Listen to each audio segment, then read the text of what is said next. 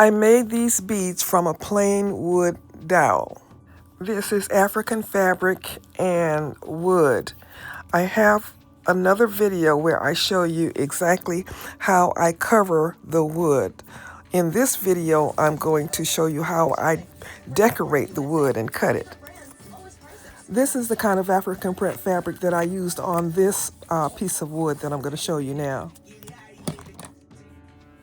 Once I had my dowel covered, I wanted to add some additional markings since there was so much white space on my dowel. So I just took a Sharpie and made markings on the dowel to add some more interest to the design.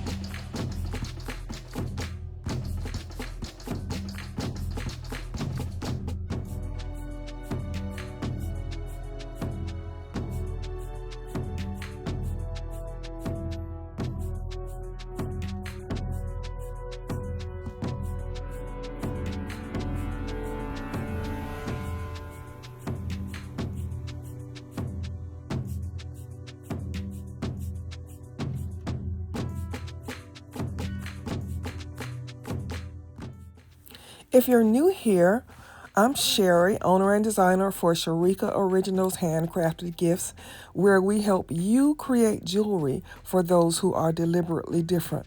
We're also the creators of the Hobby to Hustle course on the school platform. Come over there and you can post what you make, and there's lots of information about what you need to do to make money in your jewelry business. We have lots of information that's free, and we also have a paid course. So come over and check us out. The link is in the description.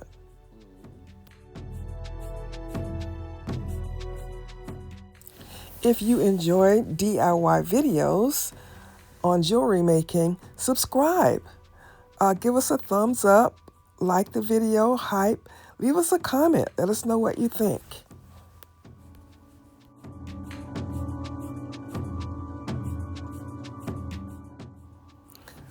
I'm cutting my beads into 1 inch and 1.25 inch beads in my Glowforge. My flame is a little high. I need to do some cleaning.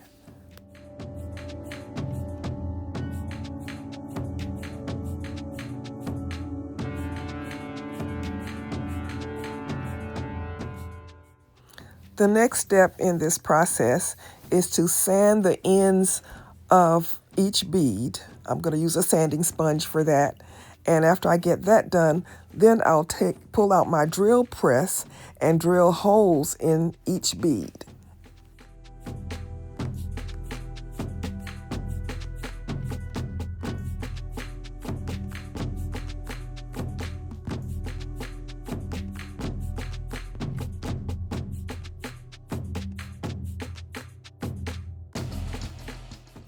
Now it's time to make something.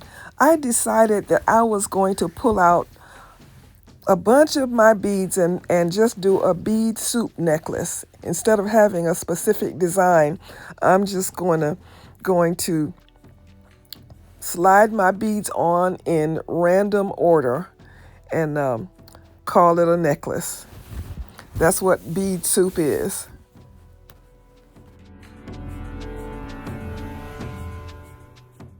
I needed to make sure that the beads that I used were big, what I call big hole beads, because I was going to use a string that was kind of a larger string. The string that I'm using is is some elastic cord, and I don't know where I got this huge roll of elastic cord, but it's a thick cord, and if I knew where I got it from. I would share it with you, but I have no idea where I got it. But I'm excited to have it because I can make a long necklace that I can just that will you can just slip over your head. I love this elastic cord, but it frays on the end, so it makes it difficult to push it through the beads. So I thought if I put some Mod Podge on it, then it would help, but it didn't really help.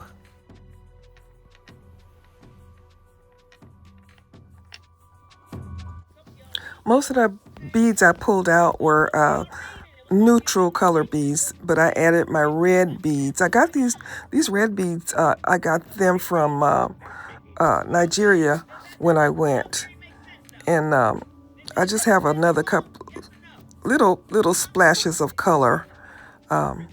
Those round flat beads are also beads that I made on my Glowforge. They're just wood beads that I kind of put a color wash over them. And so I made them to use as spacer beads.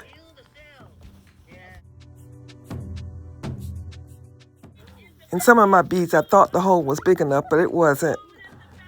And sometimes when I have that situation, I'll pull out my drill and make the bead, make the hole bigger, but not this time.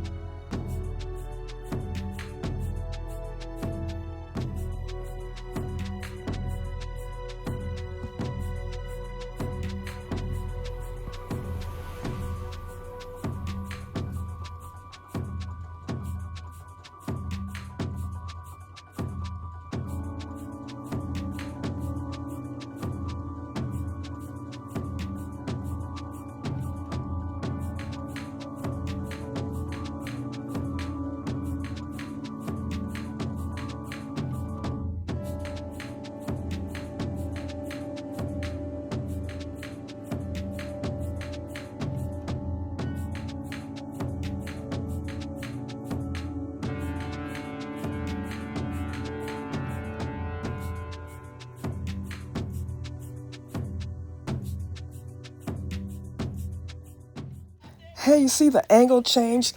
I am sitting in my bed. Um, I am using a neck camera holder that I got on Amazon.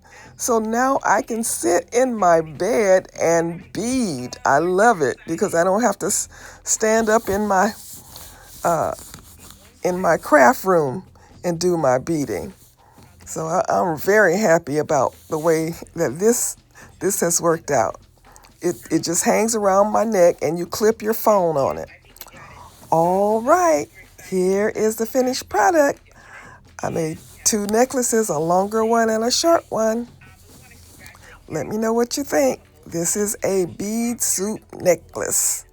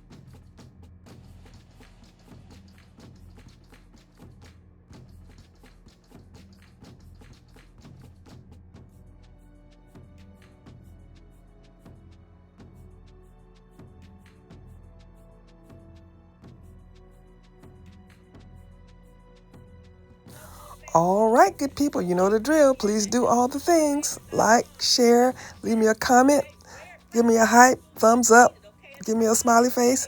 This is Sherry saying, as always, be blessed.